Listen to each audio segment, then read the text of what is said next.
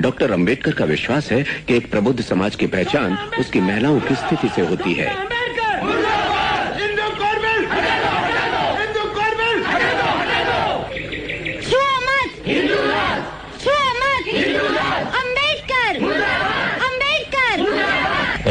बाबा साहब, प्रधानमंत्री जी के कार्यालय से।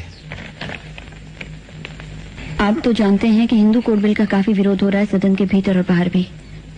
बेहतरीन इरादों के बावजूद भी ये इस सेशन में पास नहीं हो सकता। दुर्भाग्यपूर्ण निर्णय है ये। रत्तू, चलो डिक्टेशन लो। काफी समय से मैं मंत्री पद से इस्तीफा देने की सोच रहा था। सिर्फ हिंदू कोड बिल को अमल में लाने की आशा ने ही मुझे यह निर्णय लेने से रोक रखा था।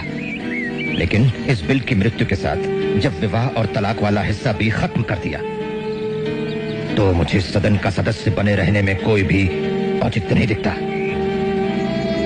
हिंदू कोड बिल इस देश में समाज सुधार के लिए उठाया गया सबसे महत्वपूर्ण कदम था। हिंदू समाज के वर्गों के बीच और स्त्री पुरुषों के बीच जो असमानता है उसे बरकरार रखकर आर्थिक सुधारों के लिए कानून पास करना हमारे संविधान का मजाक उड़ाने जैसा है। 1955 से 1956 के बीच 4 अलग अलग कानून बने जो पहले हिंदू कोड बिल का हिस्सा हुआ करते थे। इनमें से प्रमुख था 1955 में बना हिंदू मैरिज एक्ट, जिसके तहत पहली बार तलाक को कानूनी दर्जा मिला। अलग अलग जातियों के स्त्री पुरुष को एक दूसरे से विवाह का अधिकार मिला और एक बार में एक से ज्यादा शादी को गैर कानूनी घोषित कर दिया गया। इसके अलावा 1956 में ही Hindu succession act, Hindu adoption and maintenance act और Hindu minority and guardianship act भी लागू हुए। ये सभी कानून किसी न किसी रूप में महिलाओं के हक में थे, समाज में उनकी स्थिति सुधारने वाले थे। इनके तहत पहली बार महिलाओं को संपत्ति में अधिकार मिला। लड़कियों को गोद लेने पर जोर दिया गया। जब ये कानून बन रहे थे तो डॉक्टर अंबेडकर राज्यसभा में थे और सीधे तौर पर इस प्रक्रिया में शामिल नहीं थे, लेकिन इससे उनका योगदान कम नहीं होता।